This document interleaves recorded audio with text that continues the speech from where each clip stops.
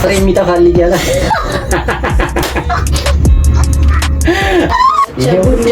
ፋሚሊዎችም ለኛም ሰጣናለችና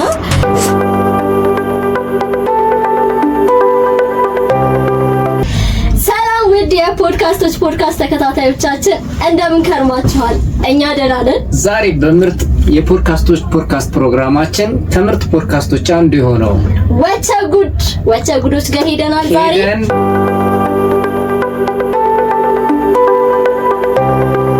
አንድ አሪፍ እንግዳ አግኝተን እሷን ወደ እናንተ ለማድረስ ሐሳቧን ያነሳችውን ነገር ጨዋታዋን፣ ጥንካሬዋን፣ ጉብዝናዋን ለእናንተ ለማስተላለፍና ሐሳቧን ለማጉላት ሌሎችም እንዲማሩበት ለማድረግ ነው። አብራችሁን ቆዩ። ዘሺቲ ወስላ ትባላለች። እንግዲህ ሌላ ተለቅ ያለ ከበድ ያለ ስም አላት። ዶክተር ፋጡማ ጌታቸው ትባላለች።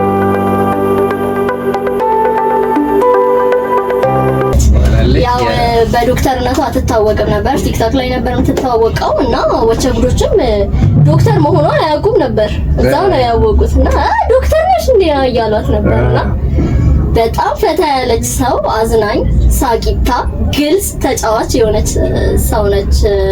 ዘሺቲ እያልን ነው እኛ የምንቀጥለው። ዶክተርናዋን እንግዲህ ያው ሌላ ጊዜ አስቀምጠው ነው ዛሬ ፈታ ብላ ስለ ህይወቷ ያጫወተቻቸው። በጨዋታውም በጣም ብዙ የሚገራርሙ አንስታለች። የገጠር ቤት እንዳደገች፣ ገጠር ክፍለ ከተማ ተወልዳ እንዳደገች፣ አባቷ ገበሬ እንደነበር፣ እናትና አባቷ በግብርና እንደሚተዳደሩ እና ብዙ ውጣ ወረዶችን አልፋ እዚህ እንደደረሰች በረጅም ጨዋታ ታጫውታቸው ቆይታለች። አሁን እንግዲህ ሁላችሁም እንደምታውቁት የወቸ ጉድ ፖድካስት እንዴት እንደሚያወሩ አወራራቸውን፣ ስታይላቸው ምናምን ታውቃላችሁ። እና በእነሱ ስታይል ደግሞ ከሷ ነፃነት ጋር ተደምሮ በጣም ጸድ የሆነ ፖድካስት ነበራቸው። እኛም በጣም ወደነዋል። በሷ ነፃነትም እኛም በጣም ነፃ ሆነን እየሳቀን አይተነው እንግዲህ ካነሳስቻቸው ሀሳቦች ደግሞ ቁም ነገሮችን ስላሉ ለእናንተ ለማካፈል ወደን ይዘንላችሁ መተናል። በጣም ኦስላ እንደውም ከስሟ ተነስቶ ምንድነው ኦስላ ስድብ ነው ወይስ እንዴት እንደዛ ልትጠሪ ቻልሽ ብለው ስለሱ ሲያብራሩ ነበር። አው እንግዲህ እሷ ያለችው እኔ ሌላ ምንም ትርጉሙን አላውቅም፣ የሙስሊም ሴት ነች ወስላ የምትባለው የሙስሊም ሴት ወስላ ተባለች። አው እነሱ ደግሞ እንደ ስድብ ነበር የሚያውቁት። ባይዘው ቃላቶች በተለያየ አካባቢዎች የተለያየ ትርጉም ነው ያላቸውና ለምሳሌ አሁን ወደ ምዕራብ ሐረርጌ አካባቢ ወስላ ማለት የጫት መያዣ ነው። እኛ ጋር አሁን እንደዛ ነው እና ጫት እንደውም ዛሬ በወስላ ነው መቅመም ይባላል እና በተለያየ አካባቢዎች የተለያየ ትርጉም ነው ያላቸው ቃላቶች እና እሱ ነገር በጣም ይገርመኛል። በጣም ቀለል ያለች ልጅ ነች። ብዙ ላይፏን ለመናገር እንደዚህ ሚዛት ነገር የለም። ፈታ ብላ እንዴት እንዳደገች ጎጆ ቤት ውስጥ ምን አይነት አስተዳደግ እንደነበረ እንደውም ሲጠይቋት ሰምተሽ ከሆነ አንቺ የምታወሪው ነገር ላንቺ ቀላል ስለሆነ ምንም ላይመስልሽ ይችላል፣ ግን ለኛ በጣም ዋጋ ያለው ነገር ነው። በገጠር ቤት ውስጥ እንዴት አስተዳደግ ምን ሊመስል እንደሚችል ብናውቅ በጣም ደስተኛ ያደርገናል። ብዙ ነገር እናቅበታለን ብለው ነው እንደውም ሲያውጣጧት የነበር። እነሱ ያውቁትማ ብዙ የከተማ ልጅ አሁን ገጠር ውስጥ ምን አለ መደብ ላይ መተኛት፣ ይሄ የሚነጠፈው ራሱ የከብት ቆዳ ቁርበት ተነጥፎ እንደሚተኛ ምናምን ይሄ እኛ ከቲቪ ውጪ ያንን ለመረዳት ብዙ አጋጣሚውን አናገኝምና ያው ሲቀረጽ እንዳየነው ነው የነገረችን። እንደውም ሲያስቀኝ ነበረ። ተደራራቢ አልጋ ነው ያለው ብሎ በመሀል ሲያነሳ ሳቄን መቆጣጠር አልቻልኩም ነበር። እዛ ቦታ ውስጥ ያው ተደራርቦ ይተኛሉ። ጓዳው እዛው ጎን ለጎን ነው። እንደውም አንዳንዴ ጠዋት ተነስተን የመሞቅም ነገር አለ ብላ ያው ቤታችን ያው አንድ ክፍል ነው። የእናታና የአባታችን መደብ እዚህ ጋር አለ፣ የልጆች መደብ እዚህ ጋር አለ እና የልጆች መደብ ላይ ሁሉም ልጆች ተደራርቦ ነው የሚተኛው ትለዋለች። ይሁን ተደራራቢ አልጋ አለ አላላት።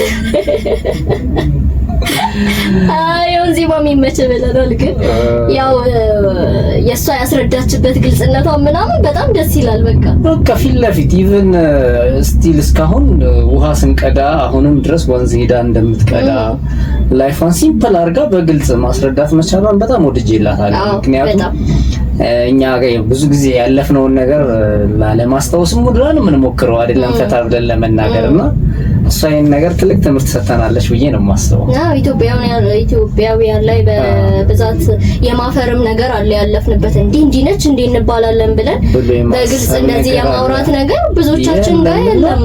ፍሪ ነች። ያን ነገር በጣም ደስ ብላኝ ነው እንድሰማት ያደረገኝ።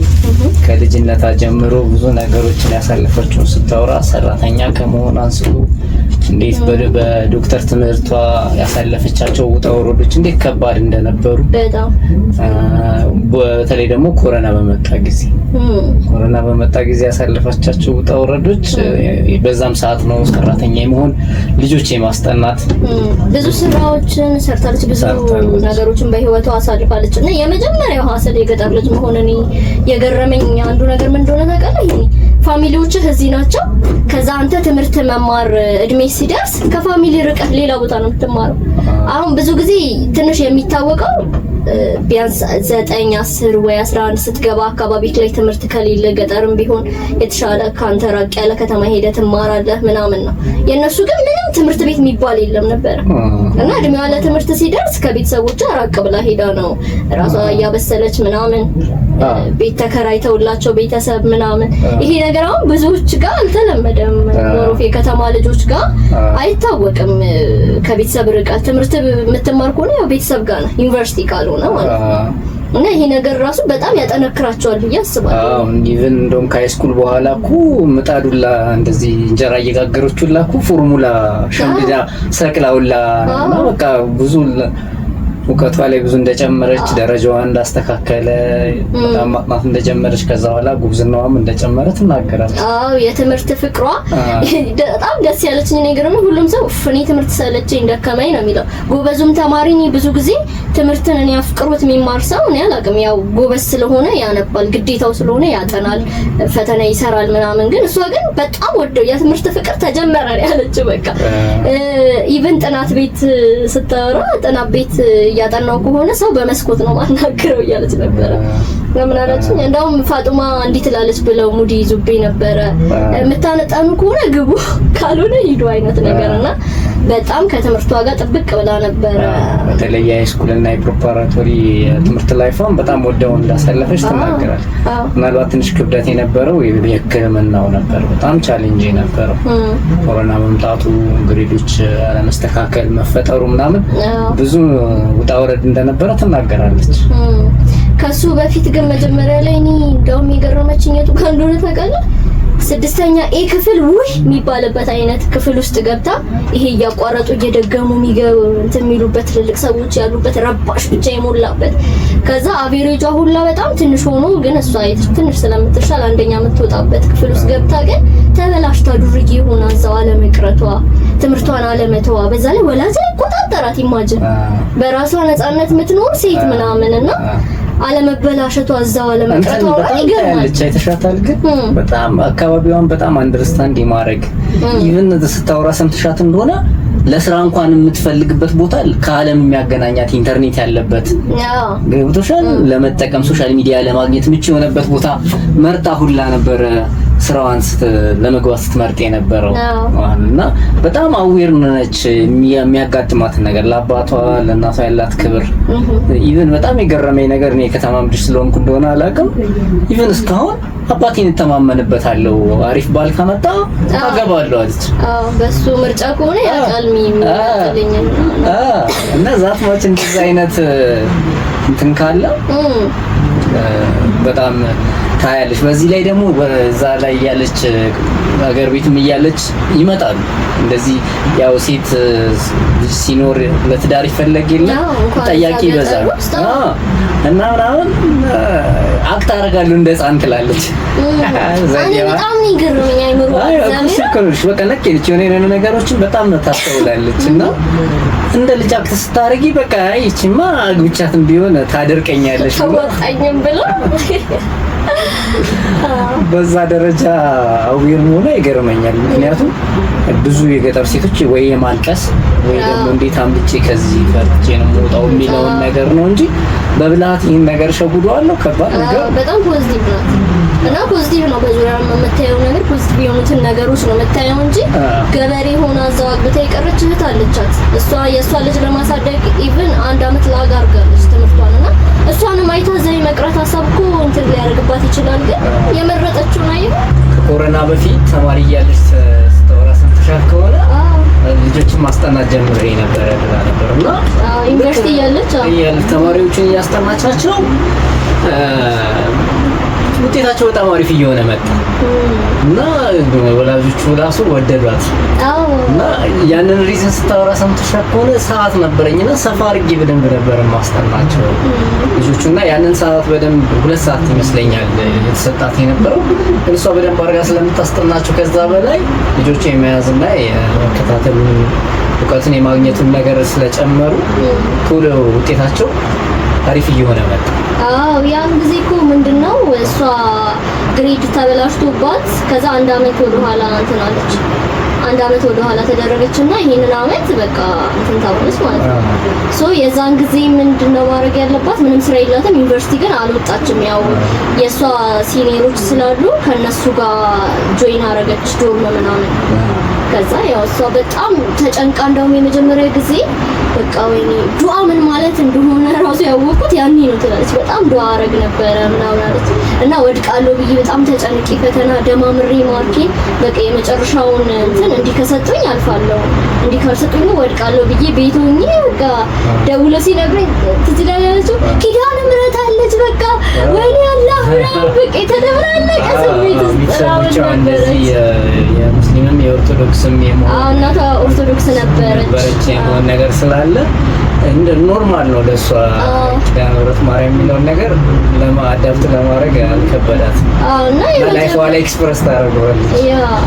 እና የመጀመሪያውን ጊዜ እንደዛ ተጨንቃ ግን አለፈች። ከዛ ሁለተኛው የሆነ ፈተና ላይ ይመስለኛል ወደቀችና የዛን ጊዜ በቃ እንደተባረረች አይነት ኔክስት ይር ከሷ በታች 1 አመት ከሆኑት ጋር ትቀጥላለች ነው። ይሄንን አመት ግን ቤቷ መሄድ ነበረባት። ቤተሰብ ግን ስለማያውቅ ምን አደረገች? እዛ ዩኒቨርሲቲ ሆነችና ያለቻትን ሰዓት እንዳልቻለ በቃ እነሱ ያውቁ ችግር የለውም ስንት አመት እንደምትጨርሽ ስለዚህ አንቺ እዛው አሳልፊና አንነግራቸውም አለቻት። በጣም ጸዴት ነው ያለቻት እና ምን አደረገች? ከሷ ሲኒየሮች ጋር ዶርም ጆይን አደረገች። ከዛ በኋላ ያኔ ነው ክለብን ራሱ ምን እንደሆነ ያየሁት ይዘውኝ ይወጣሉ ምናምን ስትል ሰምተሃት ከሆነና እንደውም ይሄንን ያነሳሁት በምክንያት ነው። መጀመሪያ ያስጠናችው ረጅም ሰዓት አለኝ ያለችው ክላስ ስለሌላት ማጥናት ያለብኝን ሰዓት አጠናና ሰዓትም ስላለኝ ረጅም ጊዜ ልጆቹን አስጠናለሁ ምናምን አለች እና ምን አለች ደግሞ ክለብ እንወጣለን ምናምን ከነሱ ጋር ሜዲሲን ተማሪዎች በጣም ይጠጣሉ ይባላል እያሏት ነበር። እና ባሂያ ምንድን ነው ወደ ጠይቀዋት እና ሜዲሲን ተማሪዎች በጣም ይጠጣሉ ተብሏል። ትጠጣላችሁ እንዴ? አዎ ያው ማለት እንደነገረችሽ እሷም በሌላም የሜዲሲን ተማሪዎች እንደምታውቂው ስትረስፉል ነው ትምህርቱ በጣም ጫና የሚፈጥር እሱ ማንበብ የሚጠበቅብሽ ብዙ ፈተናዎች የሚበዙበት ስለሆነ የማይጨነቁበት ነው ምክንያት የለም። በዚህ ላይ እሷ ራሱ ስታወራ ሰምተሻት ከሆነ እንዴት አናቶሚ ሲማሩ ሬሳ ክፍል እንዴት እየገቡ ፌንት የነቀለውላ አብሯት እንደነበረ ታስታውስ። አንቺ አፈሪም ሲሏት ፈራለሁ ግን ፍርሃቴን ኤክስፕረስ ማድረገው በመሳቅ ነው እና በዛ እያደረኩኝ እያለፍኩትኝ በኋላ ያው በሂደት ለመደችው። እንደዛ አይነት ነገር እንደውም ይሄ እኛ እንደውም አንቺ እዚህ ደረጃ እኛ ገና ከጅምሩ እዛ ደረጃ ላይ መሆን አንችልም። ያንን ነገር አየሽ አንቺ ዶክተር መሆን ትችያለሽ እያለቻት ነበር። እንደውም በቃ ዶክተር መሆን ትችያለሽ እና ከዛ በኋላ እንደዚህ አይነት ተወርዶች ከፈጠሩ በኋላ ደግሞ ድጋሚ ሌላ መከራ ኮሮና መጣባት። ኮሮና ሲመጣ ትምህርት ቤት ተዘጋ። ትምህርት ቤት ሲዘጋ ደግሞ ማስጠናት የሚባል ነገር የለም። ስለዚህ ሌላ ግድ መፈለግ ነበረባት። ከዛ አማራጭ የላትም። አሁን ካፌም ተዘግቷል፣ ፐብሊክ ኤሪያዎቹ እንዳለ ዝግ ናቸው። ስለዚህ ሰው ቤት መግባት ነበረብኝ አለች። ይገርም እኮ ነው የዶክተር ሜዲሲን ተማሪ የሆነች ሴት እንግዲህ የሰው ቤት ሰራተኛ ግን እሷ ምን እንደሆነ ታውቂያለሽ? ገጠር ማደጓ ጠቀማት። ገጠር ስላደገች ለሷ ከተማ መሆን እና ከተማ ውስጥ ለመስራት ቀላል ነው። ለምሳሌ የአዲስ አበባ ልጅ ብዙ አክቲቪቲ ለመሆን ክፍለ ሀገር ቢሄድ አይመቸውም። ምክንያቱም አዲስ አበባ በቃ ከኮምፎርት ወይም አሪፍ ኦፖርቹኒቲ ካለበት ከተማ ወጥተሽ እዛ ሜት ትንሽ የሚከብድበት ሁኔታ ይፈጠራል። ብዙ ግን የአዲስ አበባ ልጅ የተለያዩ ዓለም ሀገራት ሲሄድ በጣም አክቲቭ ይሆናል። ለምንድን ነው?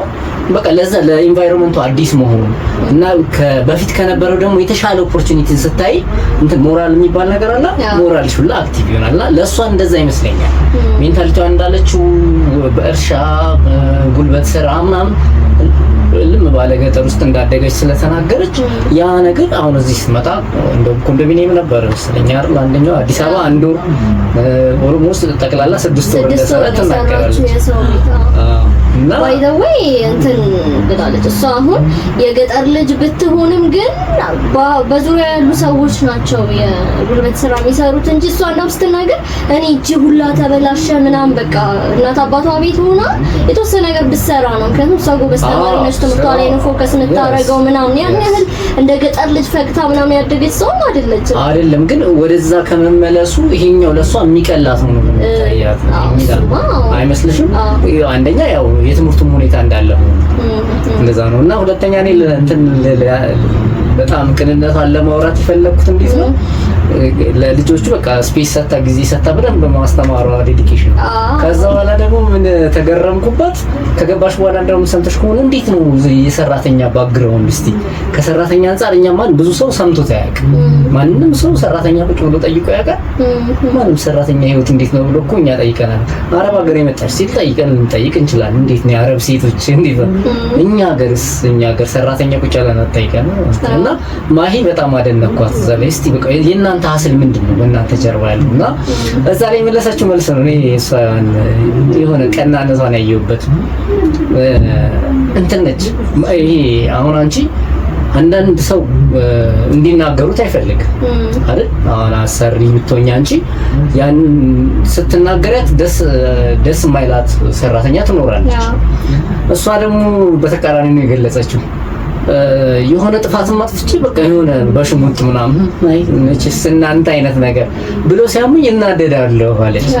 እና በጣም አሳዘነች። ምክንያቱም የሆነ የሰው ቤት የሰው ነው ብላለች። እሷም ራሷ ስትናገር ያው በሰው ቤት መኖር ብዙ ነገር እንዳለ ግልጽ ነው። ግን ማውራት ፈለገች። ገባሽ? ምንድነው ማውራት የፈለገችው? በቃ እንዲህ ይሄ ምን እንደው ማሰብኩኝ መሰልሽ እኛ ሀገር ብዙ እናቶች እኮ በጣም ከዩኒቨርሲቲ የማይተናነስ ሰራተኞችን አሰልጥነው አውጥተዋል። በእውነት ነው ማለት በቃ እጃቸውን አስይዘው ስራ እንዲለምዱ አድርገው ከገጠር እንደመጡ ክፉ ደግ ሲያዩ አስተምሯቸው በትንሽ ጊዜ የሚወጡ ይኖራሉ፣ አገልግለው የሚወጡ ይኖራሉ። ግን ብዙ እናቶች ባለውለታ እንደሆኑ በዚህ እርግጠኛ ነኝ። የብዙ እናቶች ውለታ በሰራተኞች ላይ አለ እንደሆነ። እንደዛው በተቃራኒው ደግሞ መጥፎ ትሪት ለማድረግ ደግሞ የማይችሉ ሰዎች አሉና የሷ ትሪትመንት የምትፈልገው እንዴት ነበር? ያው አቀባበል ከሰው ሰው ይለያያል። ለምን ይሄን አታርጊ፣ ለምን እንደዚህ አይሆንም መባልን ትፈልግ ነበር። ገባሽ? እና ዳይሬክትሊ አሳሪ የሚገባው ወይ ወደ ቁጣ ነው ወይ ደግሞ ዝም ማለት ነው። ዝም ሲሉ እንትን ይላል። አሁንም አይወደ እናቶች ያልኩሽ ነገር እናቶች ጉልበት ስለሆኑ ሰው አያያዝ መቻል ልምዱ ልጅ ማሳደግ የራሱ ትልቅ ትምህርት ስላለው እንዴት አምብል አድርገው እነሱ እንደሚያሰለጥኗቸው ያውቃሉ። ስለዚህ ባለሙያ አድርገዋቸው ይወጣሉ። ኢቭን አዲስ አበባ ሰርታ እኮ አረብ ሀገር ሄደች ሴት እኮ ጎበዝ ነች። ቀጥታ ከገጠር መተው እኮ አረብ ሀገር ሲሄዱ ነው ፍሪጅ ውስጥ የማይገባ ነገር ከተው ሌላ አደጋ ነው። ስለዚህ እንደዛ ብዙ ውለታም የተሰራላቸው ሰራተኞችም አሉ። ዘሺቲ ወስላ እና እንደውም ብዙ ሰዎች ቲክቶክ ሳይጀምሩ ቲክቶክ እንደጀመረች ትናገራለች። ማየት ጀመረችው ዩቲዩብ ላይ ማየት የጀመረችው ቲክቶክ ሳይመጣ በፊት ሁላ የሶማሌ ቲክቶኮችን እየከፈትኩ በፌስቡክ ላይ ነበር አይነት ነገር ብላለች። እና ለሶሻል ሚዲያ በፊትም በጣም ቅርብ ነበረች። አዎ በጣም ታይ ነበር። ዓለም ምን ላይ ነች የሚለውን ታይ ነበር። በቃ እንትን ትል ነበር። እዛ ባለችበት ኤሪያ ጠባ አይደለም የምትኖረውና ጓደኞቿ ራሱ መጀመሪያ የነማን ሪአክሽን ቪዲዮ ነው ዩቲዩብ ላይ ሰሩ ነበር ረሳሁትና የነሱን አንሳ አንቺም እኮ እንደነሱ መስራት ትችያለሽ ምናምን ይሉኝ ነበር አለችና በጣም ጎበዝ ነች። የገረመኝ ነገር ስለ ምርቃቷና ግራጁዌት ካረገች በኋላ የነበረው የወረዳው የጎረቤቶቿ ሁኔታ እንዴት ነው? ወረዳ ቀበሌው የመጀመሪያው ዶክተር ነኝ ለወረዳው ለሙሉ የተሰጣት ሽልማት የወረዳው ከ80 እና ከ90 ሺህ ብር በላይ እንደነበረ ስቲል የሚቀርጽበትን ስልክ በእነሱ ብር ሰንታሻል። እንደውም እንዴት 80-90 ሺህ ብር እንደዚህ ተለጥቶ ነበር ማለት ነው። ቲሸርቶች እንዴት ያውላ ብር ይላል። አረ ኖ ልክ ሲያስገቡልኝ እየወጣው የሆነ ቦታ አስቀምጠዋለሁ እያወጣው አስቀምጠዋለሁ። ከዛ ሲቆጠር ወደ 90-80 ሺህ ብር ሆነና እስካሁን ድረስ የምጠቀምበትን ስልኬን በዛ ነው እና በጣም አመሰግናለሁ። ላረጉልኝ ነገር ያረጉት ነገር የሚረሳ አይደለም ብላ አውርታ ነበር። አዎ የሀገሬው ሰው ምናምን በጣም ጸዴ ነበረ እና ሰዎች ሲመረቁ በቃ ብር ስጡላችሁ እንደውም በጣም ጸዴ ነው። ምክንያቱም የማይፈልጉትን ስጦታ ምናምን ይዞ ከመሄድ ገንዘብ መስጠት በጣም ጸዴ ነው። ፍሬም ለምን ለምርቃት ስጦታ ትሰጣለህ? ለስጦታ አቅራቢዎች ውጭ ሀገር እንደውም ብር በፖስታ ባይዘበቲም ተጀምሮ ብር በፖስታ ዘሺቲ ዋስላ እንግዲህ ያው ሞር የታወቀችው በቲክቶክ ነው። ወቸንኩችን በቲክቶክ አውቀዋት ነው ሊጋብዟት የቻሉትና እሷ በሚገርም ሁኔታ እንግዲህ ዶክተር ሆና ተገኝታለች። በጣም የሚያሳስቁ ብዙ ታሪኮች አሏት። እስካሁን እኛም እየተዝናናን እየሳቅን ምናምን ነበረ። ሞር ደግሞ በልጅነቷ ያሳቀኝ ፓርት ቦርድ ላይ አስተማሪው ጽፎ መጀመሪያ ትምህርት ስትጀምር መሰለኝ እየጻፈች ቀጠለችው በዛው ዲስኩ ላይ ጻፈችው ማለት ነው። ከታች መጻፍ ይቻላል ከሆነሽ ነው። እሷም በጣም አስቋ ስታወራ ነበር። በጣም ይገራሩ ገጠመኞች ነው ያላት። ትምህርቷ ላይ በጣም ሀስል አድርጋ ያው እናውቃለን ብዙዎቻችን ሜዲሲን ላይ ያለውን ስንት ዓመት እንደሚማሩ ያው የሰው ህይወት ስለሆነ እነሱም የሚረከቡት በደንብ ታሽተው ነው የሚወጡት። ያው ይገባል እንደዛ መሆንም አለበት። የሰው ህይወት ነው እጃቸው ላይ የሚለው። ዶክተር ስትሆን እንግዲህ በአንተ እጅ ነው ሁሉም ነገር ከእግዚአብሔር በታች ነው። ያንን ሁሉ ስታሳልፍ በጣም የሚያስቀው ፓርት የሪሳ ክፍሉ ነው። እንግዲህ በሪሳ አይደለ የሚማሩት ብዙ እና አንድ ነገር እቺን ፓርት ለመቅደድ ብዙ ጊዜ ይፈጃል እና ለአንድ ግሩፕ እጁ ነው የሚሰጠው፣ ለአንድ ግሩፕ የሆነ ነገሩ ነው የሚሰጠው እና ሰው ራሱ አይመስልም ጥቁር ማለት በቃ ምንድነው ያለችው የተቀቀለ ስጋ ነው የሚመስለው ያለችው እንደዛ አይነት ነገር። እንደውም ይሄ እንዴት ነው የምትችሉት የሞተ ሰው እንደዚህ እያያችሁ ሬሳውን አመን ስትላ አንቺ ዶክተር መሆን ትችያለሽ እኛ እዚህ ጋር ነው የምናቆመው የነበረው። ግን ምን አለቻት ሪል አዲስ ትኩስ ሬሳ ስታይና ያኛው አንድ አይደለም አለች። ያ ኦልሬዲ ኬሚካል እንትን ብሎታል ምናምን እና ስሙን ላናወጣላቸዋለን። አንድ ሬሳ ለአንድ አመት ነው የሚሰጠን አለች። አስበሃል? አንድ አመት ሙሉ ያንን ሬሳ እየሄድክ እጁን ትቀዳለህ፣ የሆነ ነገሩን ትቀዳለህ ምናምን እና የስምንቱ ሬሳ ታሪክ ነው ግራ የገባኝ። ጸዲ እንዴት ነው ስምንቱም ሬሳ ላይ የታየው ነገር ምንድነው? ይብራራ ማለት ከተለያዩ ዶክተሮችም አስተያየት ቢሰጥ፣ ምክንያቱም ሬሳው ባለበት ምናልባት የመቆም ነገር ከታየ ኢትስ ኖርማል ነው። ምናልባት ትኩስ ሆኖ ነው ሊባል ይችላል።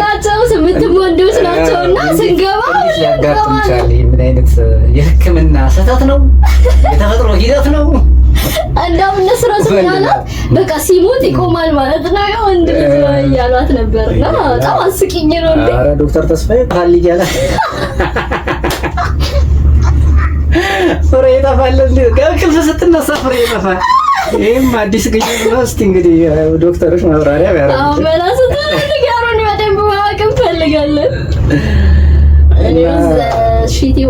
እና ወባ ስለ ትምህርቱ እንደውም ሲነሳ በጣም የሚማሩት ትምህርት አለ፣ ግን በጣም የማይታወቅ ነገር ከመርሳት አለች።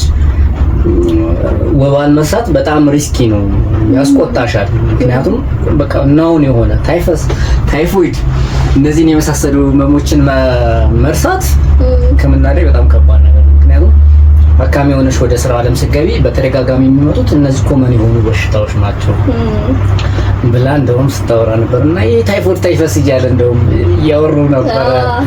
እንዴት ነው ባይጥ ነው የሚመጣው? እንዴት ነው የሚመጣው? በጣም አስቸጋሪ እና አንድ ላይ ሲሆኑ ይቀላሉ ማለት ነው። ታይፈስ ብቻውን ሲሆን እኮ ይከብዳል።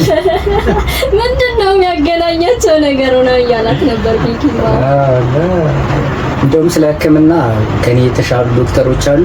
እኔ በሌላ ጨዋታውን ባወራ ይሻለኛል። ኧረ ችግር የለውም ከላይ አውሪው ከላይ እንጨረሳለን ችግር የለም ብላ ስለ ኮሶ ሁላ ተነስቶ ማይ ያረጋት ሁላ ስታወራ ሰማሻት ነው።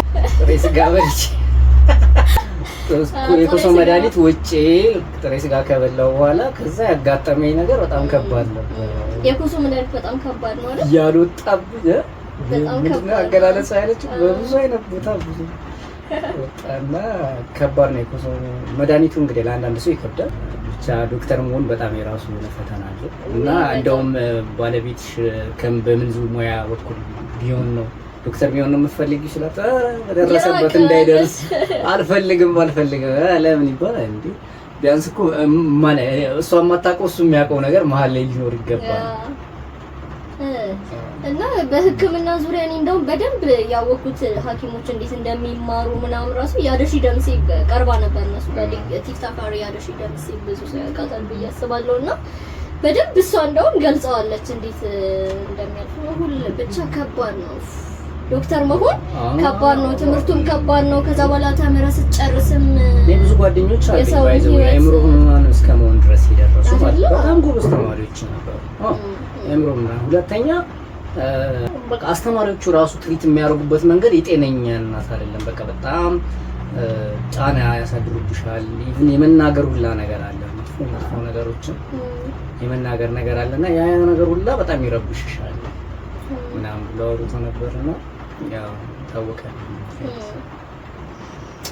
እንግዲህ ዶክተር ፋጡማ ጌታቸው በጣም ጥሩ የሚያዝናና ጊዜን ለወቸጉድ ፋሚሊዎችም ለኛም ሰጥታናለችና ዛሬ በነገራችን ላይ በጣም እያቆራረጥን ነው ቪዲዮዎች የሰራ ነው። በቴክኒክ ብልሽት ምክንያት ይቅርታ እንጠይቃለን።